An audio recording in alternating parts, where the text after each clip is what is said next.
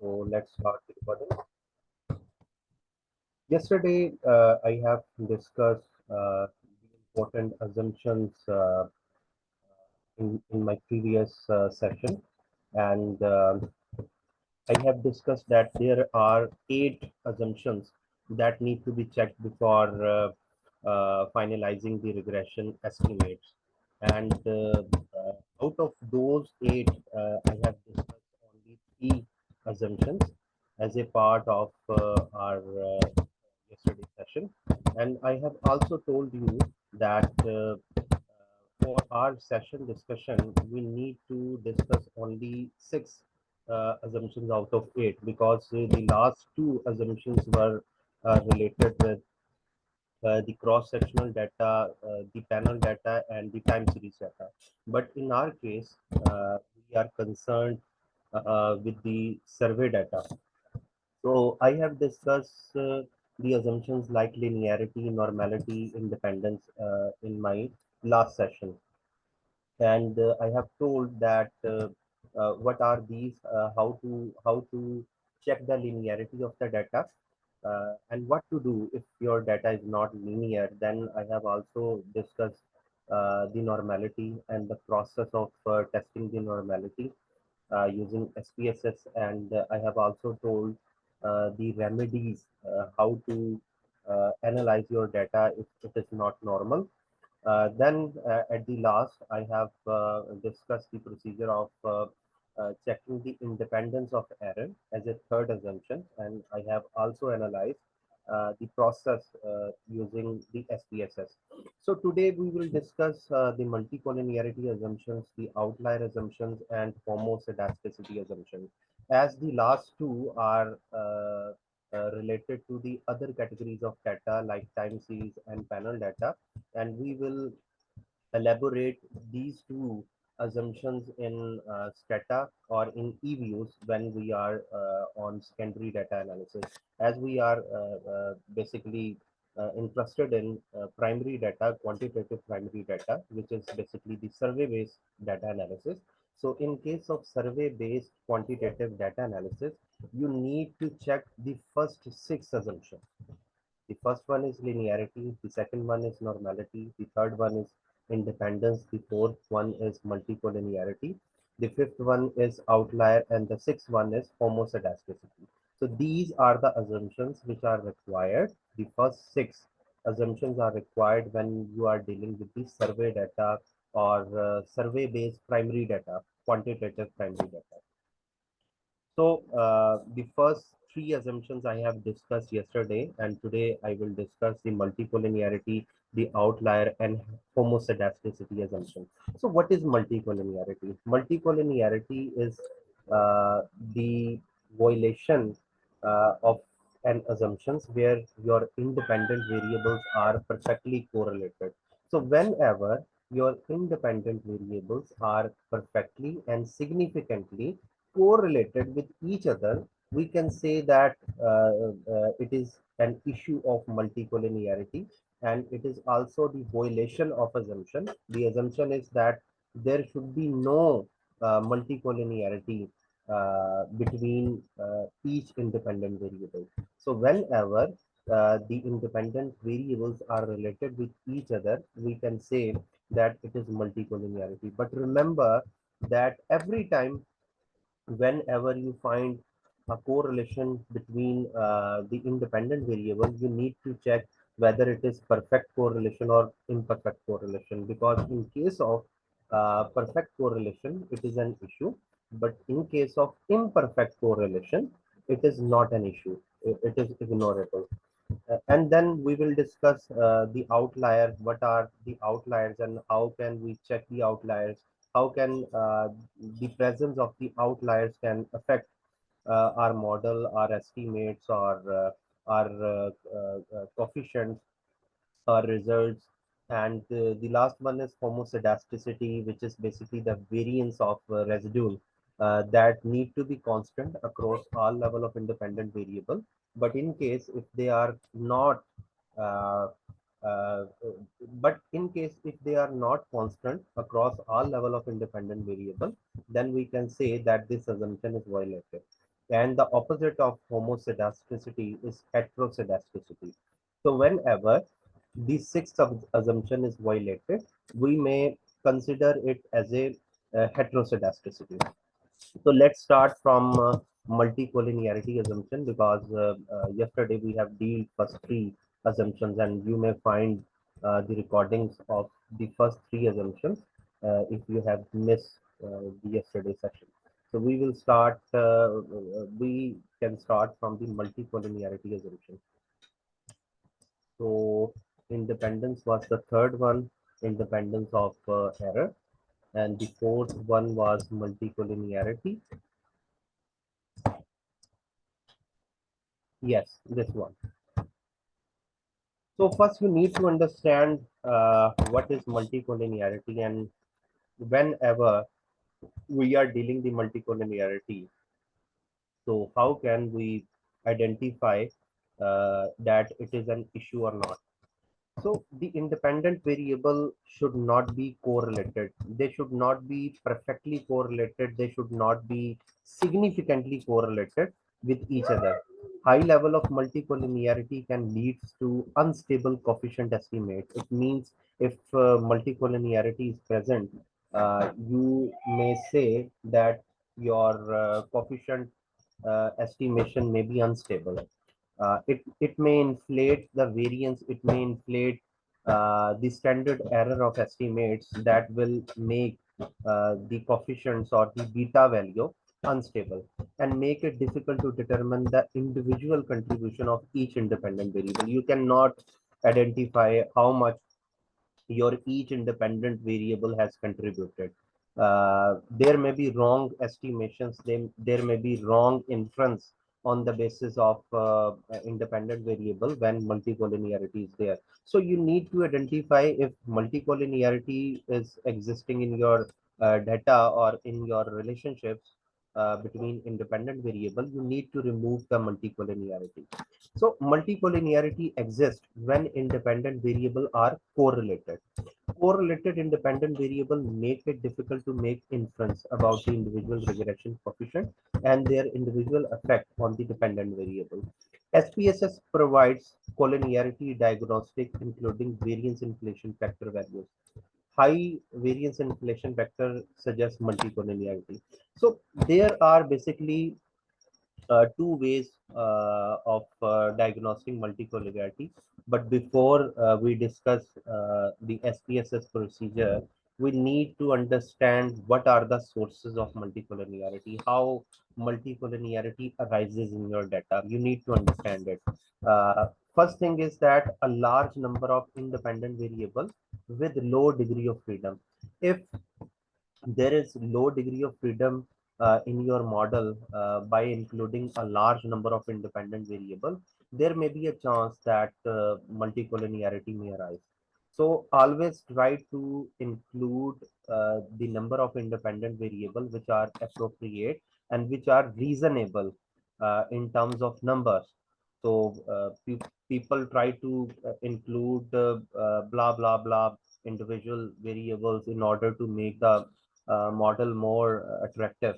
But always remember that you need to include a reasonable number of independent variables. So whenever you are including a large number of independent variables, there is a chance that it will decrease the degree of freedom and it will cause the multicollinearity to arise. The second source of multicollinearity may be common trends of independent variables in case of time series data. So if you are using the time series data, there may be a chance that some of the variable may have common trends. It means that they are following the same sequence or the same increasing or decreasing sequence. So there is a chance that a multicollinearity may arise between the variables having the common trend. Then there may be a chance that you may misspecify your model. You may wrongly use a model which is not specifically correct. So if you are using an incorrect version of your model, then there is a chance that multicollinearity may arise. The fourth source of multicollinearity may be inclusion of some relevant independent variables in the model. including import along with export. Import and export may be related or relevant independent variables. So sometimes you are using those independent variables which are related with each other. So import and export are basically related variables and they may cause multicollinearity. However, including net export like import minus export can remove it. So always try to check the data first that what your data is indicating. Then there are some critical consequences that you need to understand before analyzing your multicollinearity. Theoretical consequences include a large sample is needed if present data contain a smaller sample. So if your data set is very small, if your sample size is very small, then you need to increase the sample size as per theoretical consequence. However, in some cases, the sample cannot be enhanced due to time and cost constraint. Like in our primary data studies, we cannot have a large number of respondents sometimes. If the respondents are very unique and we cannot gather a large number of data from them. So in that case, we need to highlight our limitation in our methodology as well as in our analysis that due to some constraint we could not collect large amount of data because our target population was not approachable. Then sample phenomena, not in case of entire population. Sometimes uh, the uh, the multicollinearity may arise in the sample, but it is not the case in case of population. So usually found in non-experimental data like GDP and its determinant, it is a data deficiency problem. Actually, this is the root cause. Whenever you have small size of the data or you have smaller number of observation, there is a chance that multicollinearity may arise. So it is a data deficiency problem. A simple interpretation of coefficient may not be valid. You need to provide a special interpretation in case multicollinearity exists and we cannot eliminate it due to any consistency or due to any constraint. So OLS estimator remain to be unbiased, no violation of the blue property, which is best linear unbiased estimator. So your estimators are still efficient, but you need to be very careful while interpreting your data. There are some practical consequences. These are basically the signs. How can you identify that there may be a chance that multicollinearity may exist in your data? So how can you identify? By seeing your regression results. So if you are seeing that the beta coefficient or the coefficient signs are wrong, not as per your hypothesis, not as per your expectation, and not as per your theories. The theory is saying that this and this variable is positively impacting your dependent variable. But when you regress the relationship, you find the negative relationship that is not as per the theory. So there is a chance that multicollinearity is existing in your data. So whenever you are seeing the wrong signs of coefficient, that is not according to theory, that is not according to hypothesis, that is not according to the expected signs, then there is a possibility that multicollinearity may exist in your data. Next thing is low t values but high R square. If you are seeing that the regression results are indicating a very high value of R square, but a very low value of t values, p value and t values are very low. P value is insignificant or maybe having a weak significant value, while the t value is very low and the R square is very high. So these are this is the indication that a multicollinearity may exist in your data. Low t value is due to high standard error of coefficient because multicollinearity may increase the standard error of your coefficient. That is why the t value may become lower. The next is the model may be unstable, detect using the Colin method. It is a method which we can apply using the data, but in our SPSS and today's session, I will let you know the two method how we can analyze the multicollinearity, how we can detect the multicollinearity in our data. Then individual variable were not significant, but the model seemed to be statistically fit. This is basically a situation where your model seems to be quite fit, but your variables are not fit or your variable are not significant. So whenever you see this situation in your analysis or in your regression results, that your variables are not significant but your model is statistically fit, it may be possible that multicollinearity is there. So these are the practical consequences. So I will discuss two methods of detecting multicollinearity using SPSS. So the first method is correlation method, which is a bivariate correlation using Pearson or spare rank correlation. The second method is collinearity diagnostic method using linear regression method. So we will analyze the both method, and we will let know that if the multicollinearity exists or not, and then we will discuss how we can remove the multicollinearity if it is found in our data. So let's start with the first method of detecting the multicollinearity, which is correlation method. In case of correlation, you simply need to go to the analyze, then correlate, then you need to click on the bivariate. In two previous sessions, I have told you about the bivariate correlation and the process. You already aware about it. So you need to follow the same procedure. You need to go to the analyze, correlate, and then bivariate.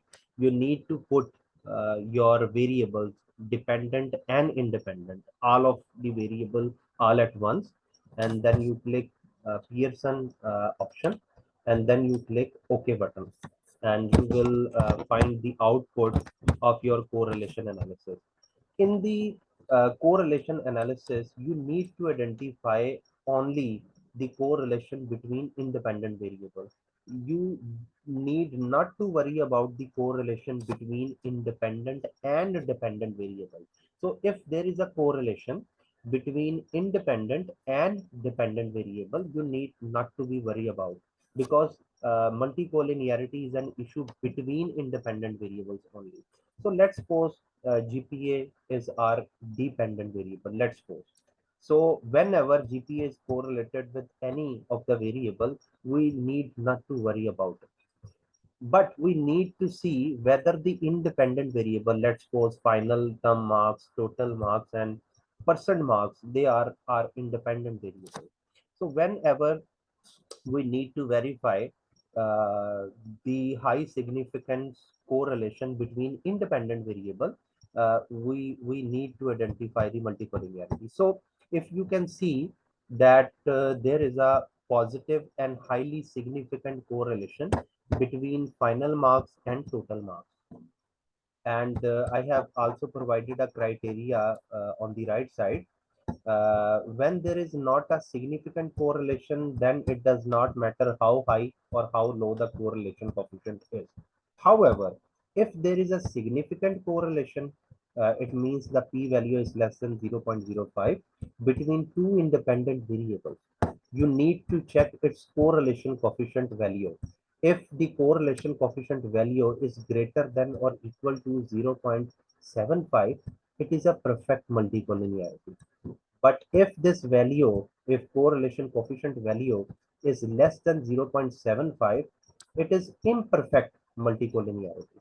So we are basically concerned with the significance correlation in case of coefficient value greater than or equal to 0.75. That is basically our concern.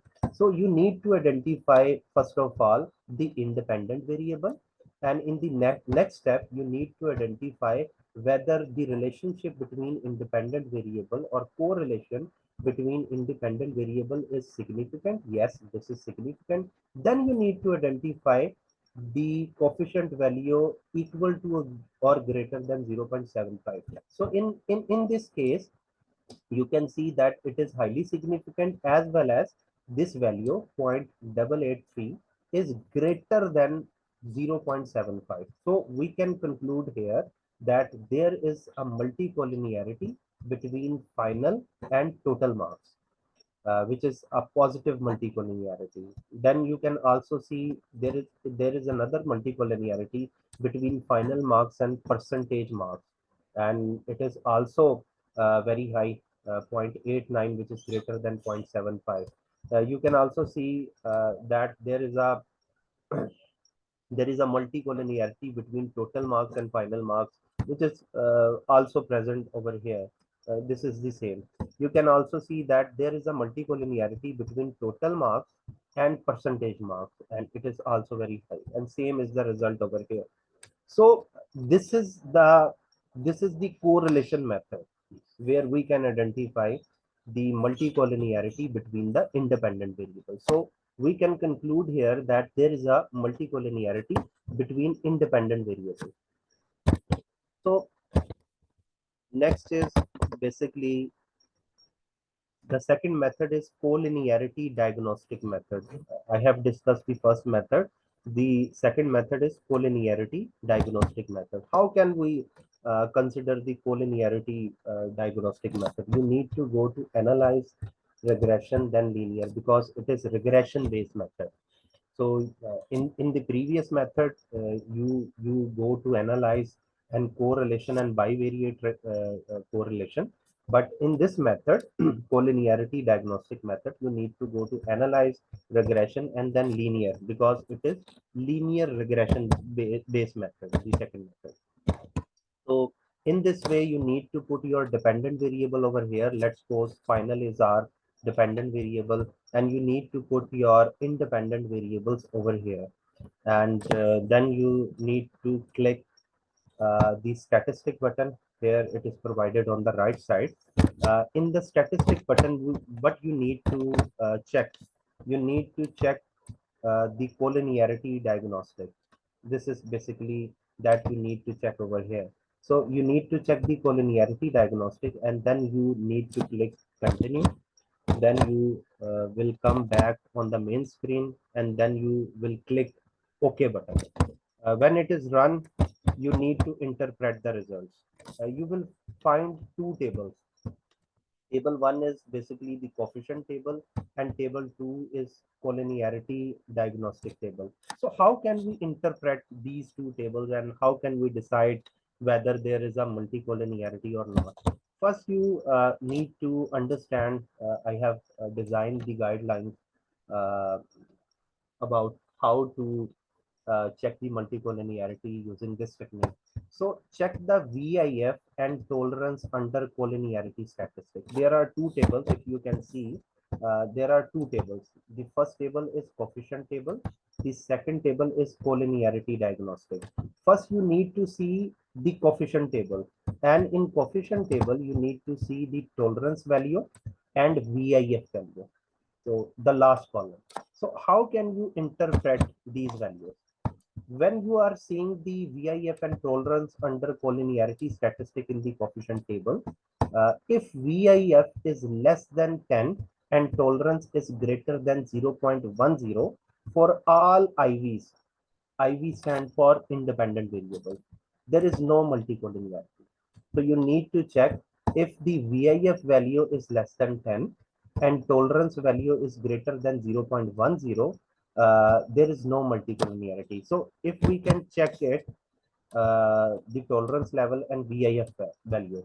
So in the first 6 independent variables, like quiz 1, quiz 2, quiz 3, quiz 4, quiz 5, and GPA. Up till GPA, you can see the VIF value is less than 10. 5.324, 3.175, 5.005, 3.685. These values are less than 10. And if you see the tolerance value, it is uh, it is greater than 0.10. So if the tolerance value is greater than 0.10 and VIF value is less than 10, we can conclude that there is no multicollinearity between these independent variables. Right? Now, what next thing we need to see? Just a minute. If VIF value is greater than 10 and tolerance value is less than 0.10 in two independent variable only, it assumes that multicollinearity exists only in these two independent variables and does not need to interpret the collinearity diagnostic table. So you need to understand, if there is a multicollinearity between two independent variables only, you need to conclude that the multicollinearity exists in these two independent variable only, and we need not to see the collinearity diagnostic table. We just need to see the collinearity statistic table. So if you can see, I want to show you, you can see that the last two variable like total marks and percentage marks, they are showing the VIF value greater than 10 and the tolerance value less than 0.10. So according to guideline, if we see the guideline show that if you find the collinearity issue between two variables, you don't need to go to the collinearity diagnostic. So here we can say that we are only finding the collinearity issue between total marks and percentage marks. So we need to resolve this issue between these two variables. So we need not to go to the collinearity diagnostics.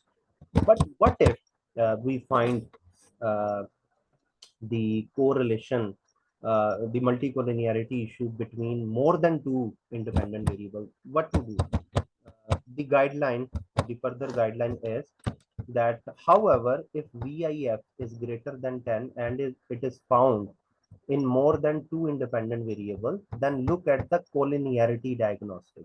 So you need to see the second table whenever you find the VIF greater than 10 value in more than two independent variables. All right. So you need to identify the row in eigenvalue box with the column value close to 0. You need to identify row in condition index column value greater than 15. You need to identify the row in various proportion in more than one column with value greater than 0.90. So let's suppose that if we find more than two independent variable, like three independent variable, we found that they may have the multicollinearity issue, then we need to see the collinearity diagnostic of those three independent variables. So let's suppose these are those independent variables. What is the criteria of eigenvalue? The eigenvalue criteria is that you need to see if the value is closer to 0.